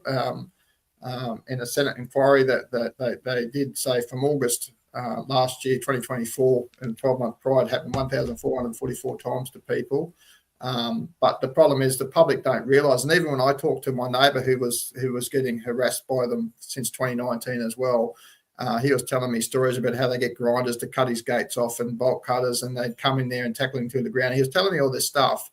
And I thought, I didn't believe it. I said, no, they wouldn't be doing that. They're the government. They, you silly old bastard, just exaggerating or something. But so it was quite a shock, and it does happen. It has happened. I've had lots of phone calls where people are ringing up hysterical, about these police jumping fences and cutting locks and forcing entry. And I made it all public. I put very vulnerable, put everything online there for me, and that's okay. I feel that I've been prepped enough to handle a lot of the trolling and that's going on about that, just to make people aware, because it's all about awareness, because not many people would think that would happen. No, and here on the Gold Coast, I've had people say that they've seen these fire ant teams throw the poison over people's fences as well, like just literally just throw it everywhere. Like they don't even know what they're throwing it at. It could be landing in water tanks. It could be, the fact is the stuff is nasty. It's poisonous. It is not safe and effective. And do your own research. But we have enough evidence, more than enough evidence of it not being safe and effective and doing more harm than good. And if we don't speak up, if we don't do something now to say this is not on, we are not going to tolerate this, then it'll just keep happening. Dan, and thanks very much for spending the time and talk to us. And everyone can reach out for the Truth Tour. It's coming out, now. I'm trying to find community groups to talk about it, but there's so much more to the story, and I'm going to tell it, in a bit more personal environment. Yes, we've just touched the surface here today. Do you have a favourite quote or motto for us today, Trevor, before we go over to Ken? I think generally the one that I live by is, live large, be bold. I like to dress colourfully. I love my amber, and just try to be the best version of yourself. And the other thing is to keep smiling. It makes people think you're up to something. Yes, I love it. Thank you, Trevor. Thank you for being our guest. It's been an absolute pleasure having you. Please stick with us till the end. We're almost wrapped up now with this show. And thank you, everyone who's joined us live. We really appreciate you on Facebook, LinkedIn, YouTube, wherever you are right now. Please let us know in the comments what you've got out of this show. What have you learned today?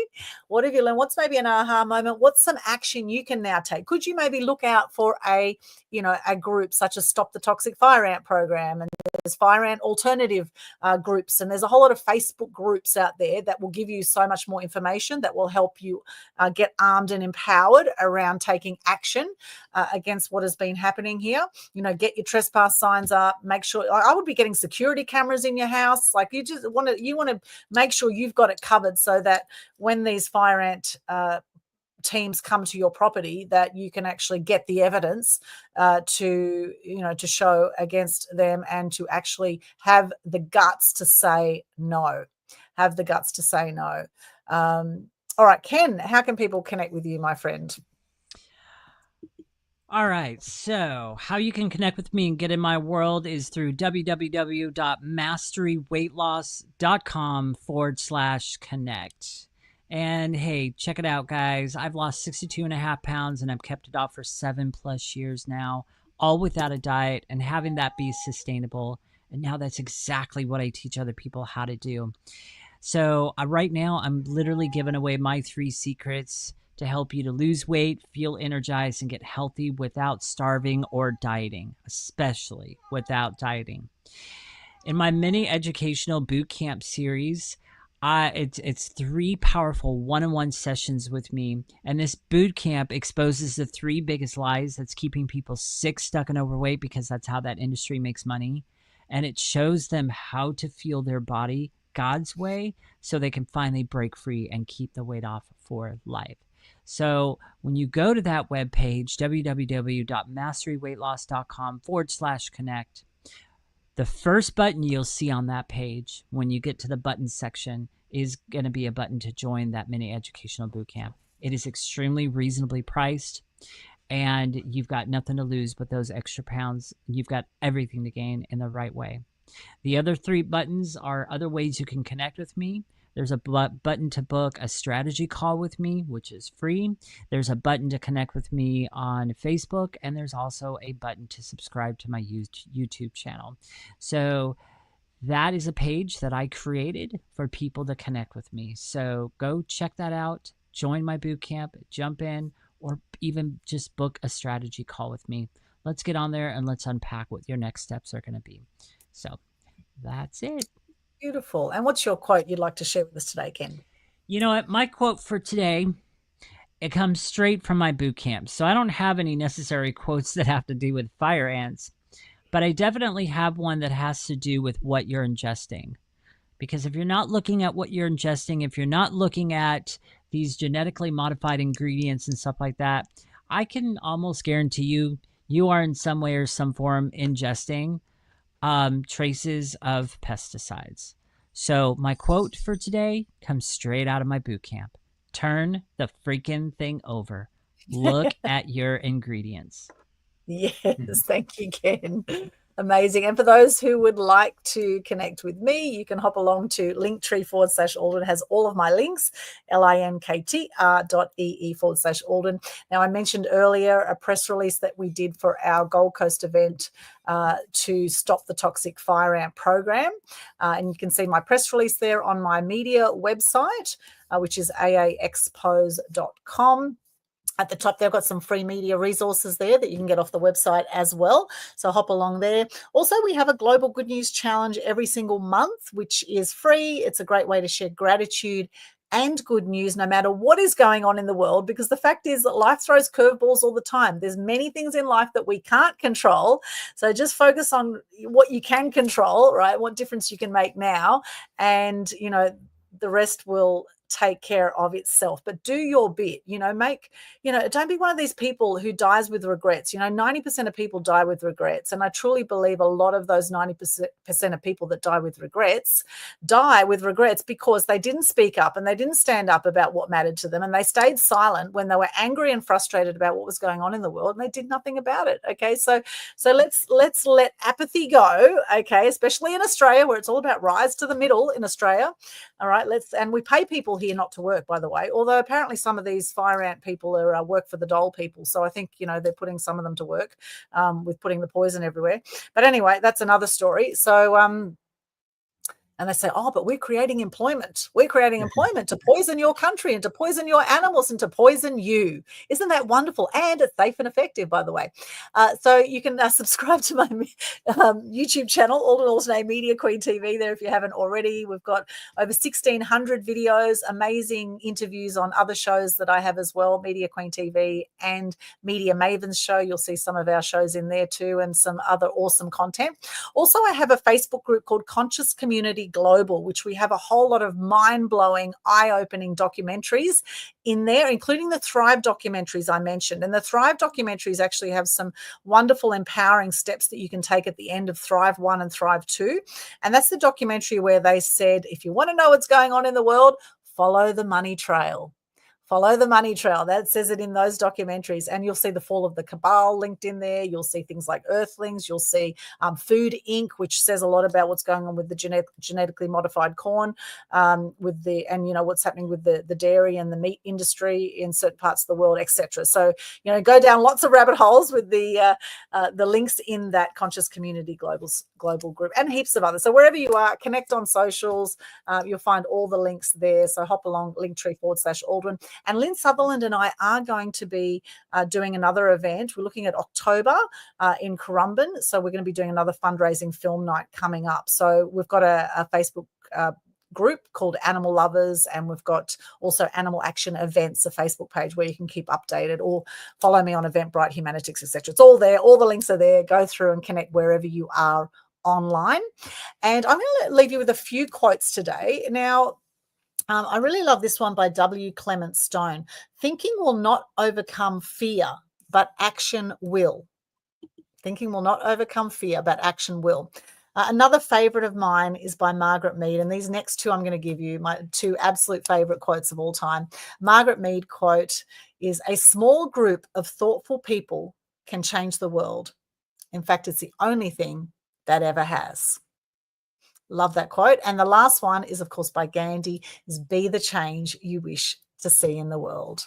Be the change you wish to see in the world. Thank you so much, Trevor, for being our guest today. It's been an absolute pleasure having you on the show. We've got for nearly 2 hours. It's been an epic show. Any other final words you'd like to share? I can see Ken's cat's getting hungry, saying, come and feed me. But in relation to Lynn, she's done some cinema releases of them, and I went to one down at Nerang not long ago. She's planning some more at Red Bank and a different location. So keep some eye out for some notification that I'm going to be hosting one at Red Bank soon. We're just confirming the dates. So that's all happening. And feel free to reach out to me anytime, guys. I'm happy to talk to anyone about anything. And if you've got problems with fire ants, or you're having problems with the chemicals of the fire ants or the fire ant program, reach out. Happy to talk to anyone. But I'm hitting the road now to talk about more in-depth things about this. Is like was mentioned before, this is just touching the surface, and there's so much more to this story. Thank you, Trevor, and keep up the amazing work. Look, the thing in life, you're always going to have people that love you and people that hate you, no matter what you do. The more you step up, the more you speak up, the more you're going to have your haters that are going to come forward. You're going to have all of that, but you've also got people that absolutely love you, and we absolutely love you here on Total True Show, Trevor. So keep up the amazing work. And Ken, any final words from you? No, just that it is confirmed my cat is driving me crazy. He was just over at the door howling and howling and howling. And if you were wondering what I was doing, these little sticky notebooks, I was throwing them at my door over there to get him to stop. It's like, got it. So okay. Yeah, so the struggle is real right now. He's wanted to be fed. Gotcha. And I'm sure I've got chickens out the back and cats and all that need feeding as well. Yeah. And I'm sure Trevor has lots of animals need feeding. So here's to a wonderful night or day wherever you are in the world. Thank you so much. Follow us also, Total Truth Show, on Spotify, like our Facebook page, etc. Check out some of our other episodes as well. We have done now 113, and we have some really cool guests coming up on future shows as well. So stay tuned, and we'll see you back here on Total Truth Show very soon. Thanks again, Trevor. See you, Ken. Bye. See you guys. Thanks for having me. Bye. See you.